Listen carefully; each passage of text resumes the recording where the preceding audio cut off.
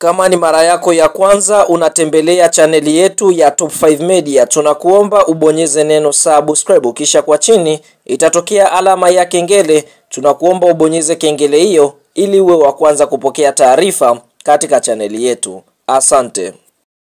Habari kubwa ya kimichezo ambayo tunakwenda kuitazama mezani siku ya leo ni kuhusiana na kile ambacho kimeweza kujiri kutoka katika shirikisho linalosimamia mpira wa miguu barani Afrika CAF, ambapo kwa upande mwingine siku ya leo wameweza kutoa taarifa kuhusiana na uwanja wa Benjamin Mkapa kufungiwa kutokana na kutokuwa na ubora wa kuchezewa mechi za CAF. Kwa hiyo tunaona taarifa hii si nzuri sana kwa mashabiki wa klabu ya soka ya Simba, kwa sababu Simba wanakabiliwa na mchezo wa kombe la shirikisho barani Afrika dhidi ya Al Masry, mchezo ambao kwa mujibu wa ratiba umepangiwa kuchezwa mwezi wa 9 wakiwa nyumbani katika uwanja wa Benjamin Mkapa. Kwa hiyo ndio hivyo, shirikisho linalosimamia mpira wa miguu barani Afrika CAF limetoa taarifa kuhusiana na kufungia uwanja wa Benjamin Mkapa, ambapo taarifa hii inasemaje? Ngoja tukakujuze kile ambacho kimeweza kutajwa katika barua ambayo imeweza kutolewa na shirikisho la mpira wa miguu nchini Tanzania TFF kutoka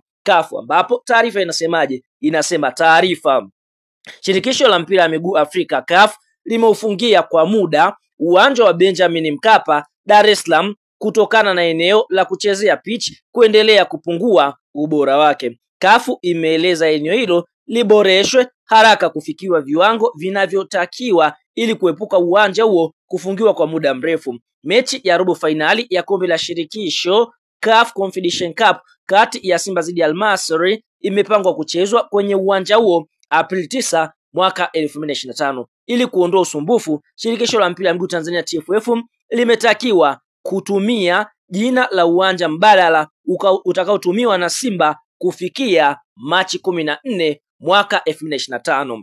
CAF itafanya ukaguzi wa uwanja wa Benjamin Mkapa Machi 20 mwaka 2025 ili kuona maboresho yaliyofanyika kabla ya kuamua kuruhusu utumike au kuendelea kuufungia. Mbali na mechi hizo za CAF Confederation, uwanja wa Benjamin Mkapa umepangwa kutumika kwa ajili ya finali za CHAN zitakazofanyika Agosti 2025. Imetolewa na Clifford Mario Ndimbo, ofisa habari na mawasiliano wa TFF. Kwa tunaona hiyo ndiyo taarifa kutoka TFF wakithibitisha kwamba uwanja wa Benjamin Mkapa umefungiwa. Kwa hiyo tunaona Simba wao wanatarajia kucheza mechi yao Aprili 9 katika uwanja wa Benjamin Mkapa, lakini tunaona kwa mujibu wa barua ambayo TFF wameitaja ni kwamba hadi kufikia Machi 14 Simba wanatakiwa wawe wamepeleka jina la uwanja ambao utatumiwa kuchezewa mechi dhidi ya kikosi cha timu ya soka ya Al Masry. Kwa hiyo kuna uwezekano mkubwa klabu ya soka ya Simba kwa sasa